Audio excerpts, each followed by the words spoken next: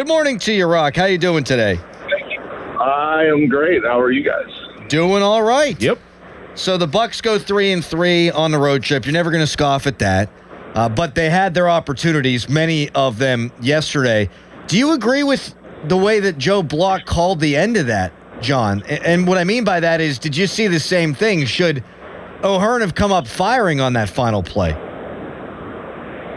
he could have. I mean, Ramos, boy, he made an adventure of that inning. Didn't really, but you don't anticipate. I mean, I can understand anticipating, as Joe said, throwing home. But when there's a runner on third and there's a base hit to the outfield, game's over. You don't normally have that opportunity in front of you. But I guess when Ramos is on the bases, you should always anticipate you have a chance of getting them at the next base. We always talk about O'Neal Cruz, and he's relatively new to center field. Ryan O'Hearn hasn't played much outfield in his career, and he's done an incredible job, I think, in right field. He looks like a right fielder to me. Obviously, there was 2 plays on back-to-back hitters last night to where, one ball off his glove and then that one.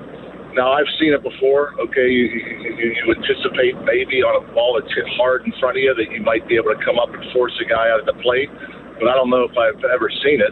I think Kevin Young talked about it post-game yesterday that it's happened with him and Al Martin once, where I think Al Martin was thrown out of the plate because you get caught in between as a runner. You're not short of tag. You go halfway, then you go back to tag. So, O'Hearn doesn't have a great arm. If he comes up firing, I think he would have had a shot. But then again, has he ever experienced that in his life? I don't know. I think he's only played like 30 games in the outfield coming into this year, and he's done a really good job. He's caught everything until last night that's been hit to him, and he's looked fine out there. But obviously, there's a couple plays in a row, and that kind of stands out. John, there's obvious issues in the bullpen. So when Jared Jones is available and is back, possibly at the end of May, is there a scenario where you would rather see him start in the bullpen rather than be the starting pitcher? I could sit there and say that, yes, he could help the bullpen, but, the guy's always started. He's always prepared to start. He obviously has a great arm. He's healthy. It seems healthy now. It's just a matter of build-up. I think he's still got to let the guy start. I think he's still going to start. But with him coming in to start, somebody's going to go to the bullpen, which will help the bullpen, whether it's Majinski or, who knows. I would have guessed it would be Majinski, but not 100% sure. But, yeah, the bullpen, that's another story with yesterday's game. The bullpen is starting to – I wasn't concerned about it because, Matson's been good. Montgomery's been really good. Ramirez has been good. I still think that Justin Lawrence is good. He's pitched better of late. But yesterday you had, I think, 3 times you had a 2-run lead and you couldn't hold it. And that's obviously concerning. Obviously at the end the defense didn't work out for you. But I think they're capable guys. I guess I'm a little concerned with Matson more than anybody right now because he has that fastball that he throws 80% of the time, and all of a sudden they're hitting it. And they haven't hit it since he's been a Pirate until his last, I think, 2 out of his last 3 outings. So, when rested, I still have confidence in his bullpen, but, there's a couple guys with Lawrence and Ramirez, you worry a little bit about when they don't have their command. There's walks, there's hit by pitches. That ends up costing you as well. But back to your question with Jared Jones, it's a great question. I'm sure a lot of people have been thinking it, but my guess is he's going to start. But by him starting, somebody's going to go to that bullpen and help. Do you think it's a fatigue factor with the bullpen? I mean, these guys are getting worked. And I know Chandler, for me, I was fine with them pulling him yesterday. 5 innings, 77 pitches. He needed a good outing, and he provided that. So you kind of take him out when his confidence is high. Not to mention he had that weird little knee tweak. But do you think that there's an attrition factor to the bullpen right now? Not for Matson. Matson hasn't pitched much on that road trip. I think he only pitched 1 game in Arizona. In fact, maybe he only faced a batter or 2 in Arizona. So, I mean, he was used a little bit early. He was only throwing 93 yesterday, 94. I mean, not that it's that much below his average.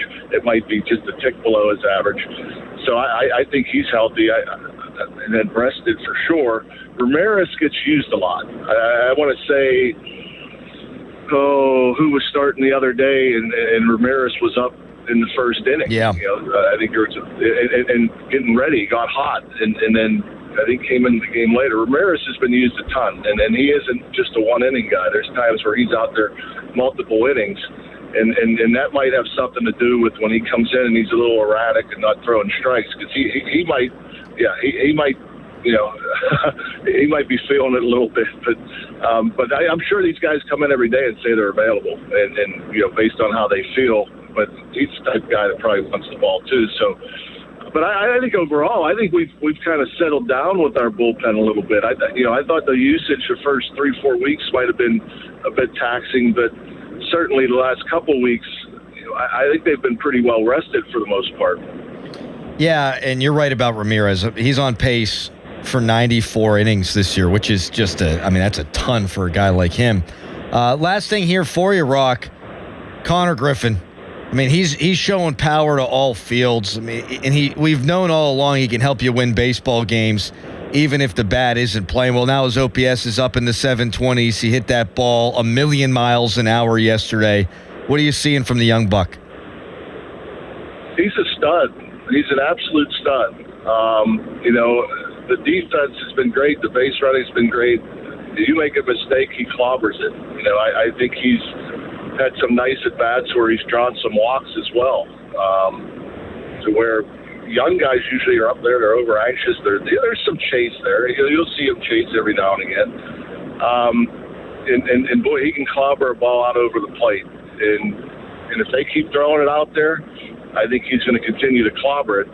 I'm sure with all the stats and science and charts that they're going to see his hot zones compared to his cold zones, and they might try to make an adjustment at some point in time to try to exploit what they might find as a weakness. But we talked about the fastball early in the year, and I think maybe even last week or the week before talked about the fastball in the inner half. Well, he turned around a fastball in the inner half the other day too. So the holes are small right now for Connor Griffin. This guy's going to be an all-star. This guy, I think, at some point is going to be an MVP, collect MVP votes. I don't know if it's going to be next year or the year after, but this guy, you could tell, makes adjustments. He's super talented. I'll sit there to say it now. I was wrong. I thought that he needed a couple months in AAA before he can come up here and help that team. And it didn't take him long to prove me wrong, which isn't hard, by the way. Well, you're talking to me, Rock, so I get disproven all the time. We thank you for your time. Yeah. We look forward to All right, Bucco's got 6 in a row here at home. Phillies had been a little bit better. You got the struggling Rockies, even though they're better than they were last year. So time to make some hay. And we'll talk to you next week, John. Thank you. All right. Have a good week, guys. See you, buddy. Thanks, John. John Wehner. You got me there. Yeah, you did. I'm wrong all the time. I know. Listen to the show. Marconi.